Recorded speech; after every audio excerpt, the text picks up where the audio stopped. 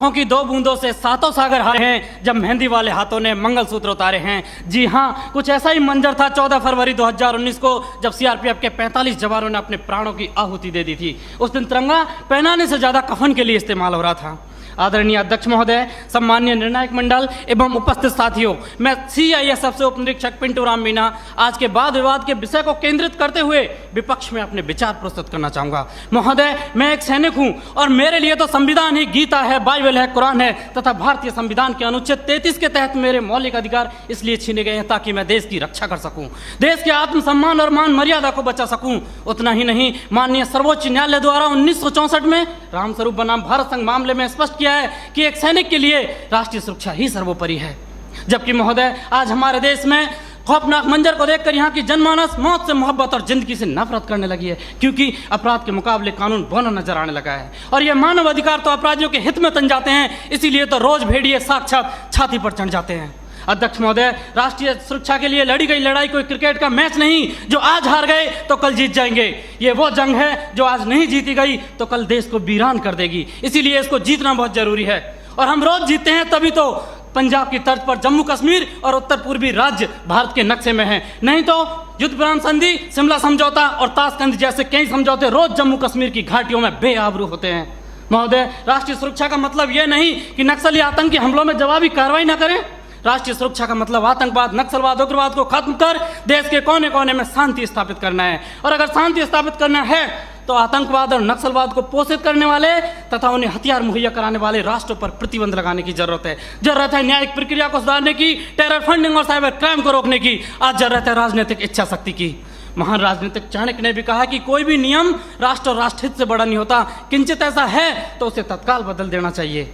महोदय, आज के दौर में आक्रामक रवैया अपनाने वाले आतंकवाद, नक्सलवाद, उग्रवाद से लोहा लेना किसी युद्ध से कम नहीं और किसी युद्ध को जीतने के लिए पहल करने की आवश्यकता होती है। जबकि युद्ध जैसी अत्यंत निर्णायक पलों में एक जवान अपनी नौकरी की वजह से उतना ही कर पाता है कि सांप मरे या ना मरे, लेकिन लाठी नहीं टूटनी चाहिए, क्योंकि उसको डर सता रहा होता है कि जलील किया जाएगा उसे मानवाधिकारों की भरी सभा के अंदर। उसे डर सता रहा होता है कि ना तो कानून छोड़ेगा और ना ही तिल का ताड़ बनाने वाली मीडिया की पैनी नजरें छोड़ेंगी, जिसका ज्वलंत उदाहरण पहले कश्मीर में जवानों के सिर कटवाए तब जाके सर्जिकल स्ट्राइक किया। 20 भारतीय सैनिकों ने गोली खाई तब म्यांमार में घुसकर ऑपरेशन ऑल आउट किया था। 45 जवानों ने शहादत दी तब बालाकोट एयर स्ट्राइक की। काश ये एयर स्ट्राइक, सर्जिकल स्ट्राइक और ऑपरेशन ऑल आउट पहले ही हो गए होते तो एक पत्नी का सुहाग, एक बुढ़े माँ बाप की बुढ़ापे की लाठी, एक बहन की राखी और एक बच्चे का भविष्य अंधकार में नहीं होता। महोदय, डॉक्टर भी कैंसर का इलाज करता है तो संक्रमित कोशिका को काट कर फेंक देता है ताकि वो नासूर ना बने, और आज हमारे देश में आतंकवाद, नक्सलवाद और उग्रवाद तो उससे भी गंभीर समस्या बने हुए। ये 1 नहीं, 2 नहीं, 3 नहीं, हजारों निर्दोष लोगों की जान ले लेते हैं। महोदय, मेरे विपक्षी साथी किन दरिंदों के लिए मानव अधिकारों की दुहाई दे रहे हैं? उनके लिए जो विश्व के सबसे बड़े लोकतंत्र में सत्ता का गलियारा बंदूक की नली से नापना चाहते हैं, या फिर उनके लिए जो राजनीतिक शून्य, आर्थिक विफलता और अराजकता फैलाना चाहते हैं, या फिर उनके लिए जिन्होंने 38 भारतीय नागरिकों को इराक के मौसूल में मौत के घाट उतार दिया था और उनके घर वालों की पथराई आंखों को मिला भी तो सिर्फ ताबूत और ताबूत में मृत्यु प्रमाण पत्र, या फिर उनके लिए जो राष्ट्र विरोधी नारे लगाते हैं, अब जलम शर्मिंदा है, तेरे कातिल जिंदा है, कौन है अफजल का कातिल, भारतीय संविधान या सर्वोच्च न्यायालय? क्यों दरकिनार करना चाहते हैं मेरे विपक्षी साथी इन सब घटनाओं को? क्योंकि साथ सच्चाई को बर्दाश्त करने की क्षमता नहीं रह गई आपके अंदर। महोदय, सच ये है कि हमारी बंदूक की नली से निकली हुई गोली को 1000 बार सोचना पड़ता है कि उसे कब, कहां और किसे लगना है, जबकि एक आतंकवादी की गोली को कोई निर्णय लेने की आवश्यकता नहीं होती। एक जवान की उंगली अगर ट्रिगर पर है तब हम यहाँ खुली हवा में सांस लेते हैं। -40 डिग्री तापमान पर एक जवान अपनी हड्डियां गलाता है तब हमें सहूलियत मिलती है बुद्धिजीवियों की तरह बातें करने की, सहूलियत मिलती है संवेदनशील होने की, डिस्को जाने की और त्योहार मनाने की। अध्यक्ष महोदय, सच्चाई यह है कि दुश्मन देश के बाहर ही नहीं, देश के अंदर भी हो सकता है। मंदिर, मस्जिद और गुरुद्वारे में भी हो सकता है, यहां तक कि सदन के अंदर भी हो सकता है, जिसे नकारा नहीं जा सकता। और ये मेरी जिम्मेदारी है कि बाहर भीतर हर तरफ देश की रक्षा करूं, और ऐसा करते वक्त अगर मेरे और मेरे परिवार के मानव अधिकारों को कुचलना भी पड़ा तो मेरे लिए सौभाग्य की बात होगी।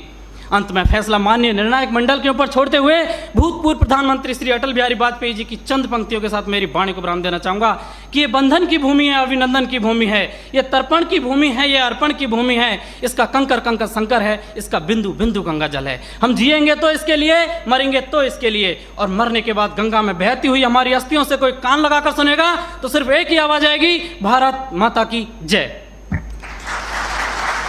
मैं इंस्पेक्टर जीडी राजप्रकाश मिश्रा, भारत तिब्बत सीमा पुलिस बल की तरफ से आज के वाद विवाद प्रतियोगिता का विषय मानव अधिकारों का अनुपालन करते हुए देश में आतंकवाद और उग्रवाद से प्रभावी तरीके से निपटा जा सकता है कि विपक्ष में अपना विचार रखना चाहूंगा।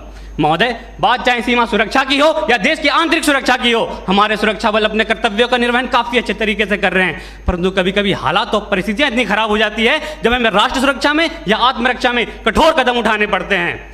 जब हमारा सामना इन उग्रवादियों और आतंकवादियों से होता है तो ये हमारा स्वागत किसी फूलों के हार से नहीं, बल्कि हमारा स्वागत करते हैं गोलियों की बौछार से और अत्याधुनिक हथियारों से। और उस समय जब गोली कान के 2 इंच दूरी से गुजरती है तो वो जिंदगी और मौत के बीच एक फासला पैदा करती है। और इन परिस्थितियों में भी एक सिपाही के पास 1 सेकंड से भी कम का समय होता है ये फैसला लेने के लिए कि वो क्या करे और क्या ना करे।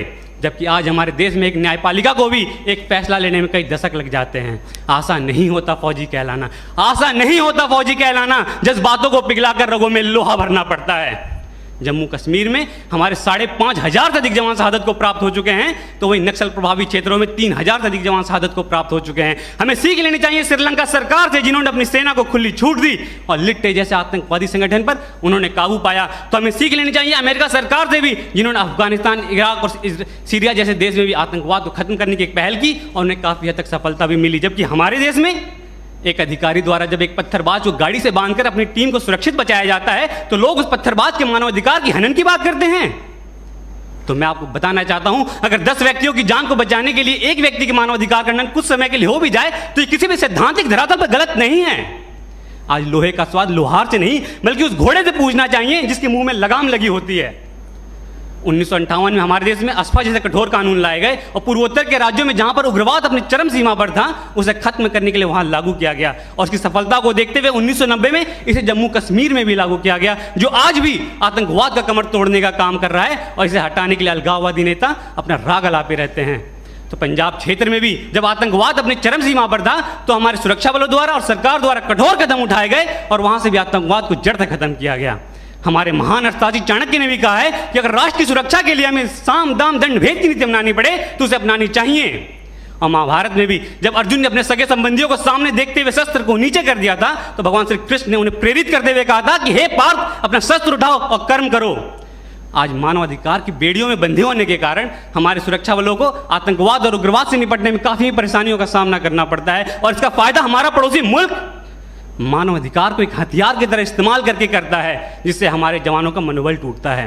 आज हमारे देश में कुछ क्षेत्र ऐसे भी हैं, अगर वहां पे कठोरता से कदम ना उठाए जाएं तो उस क्षेत्र को हमारे देश से अलग होते समय नहीं लगेगा। आज हमारे देश में निष्कर्ष स्वरूप में यह कहना चाहूंगा कि हमें मानव मूल्य, हमारे सुरक्षा बल मानव मूल्यों को ध्यान में रखते हुए अपने कर्तव्य का निर्वहन काफी अच्छे तरीके से कर रहे हैं, परंतु कभी कभी हालात और परिस्थितियां इतनी खराब होती है कि हमें कठोरता से काम करने पड़ते हैं। जबकि हमारे मानव मूल्यों को ध्यान में रखते हुए हमारे सुरक्षा बल हमारे देश में समय समय पर आने वाले प्राकृतिक आपदा के समय काफी अच्छा काम करते हैं और सीमावर्ती इलाकों में भी सिविक एक्शन प्रोग्राम और बॉर्डर एरिया डेवलपमेंट जैसे प्रोग्राम चलाकर लोगों के मानव मूल्यों को बढ़ाते हैं। और हमारे देश में हमारे आज अजमल कसाब जैसा आतंकवादी, इनका कोई जाति, धर्म, मजहब, नाम पहचान न होने के कारण आसानी से देश में घुस आते हैं और मुंबई हमले को अंजाम देते हैं, जिसमें हमारे देश के 166 निर्दोष व्यक्ति मारे जाते हैं। तो वे आदिल अहमद डार जैसे आतंकवादी पुलवामा हमले को अंजाम देते हैं आम जनता के बीच में छुप कर रहते हुए, और हमारे सीआरपीएफ के 44 जवान शहादत को प्राप्त हो जाते हैं। तो अब इनको इन्हीं की भाषा में मुंह तोड़ जवाब देते हुए हमारे सुरक्षा बलों ने पठानकोट, बालाकोट, उरी जैसे सर्जिकल स्ट्राइक भी किया और आतंकवाद को जड़ से खत्म करने का भी काम कर रहे हैं। और अंत में निष्कर्ष स्वरूप में यही कहना चाहूंगा एक फौजी के तर्ज में कि कभी ठंड में ठिठुर कर देख लेना, कभी ठंड में ठिठुर कर देख लेना, कभी तपती धूप में जल कर देख लेना कैसे होती है हिफाजत मुल्क की, कभी वर्दी पहनकर देख लेना। जय हिंद, जय भारत।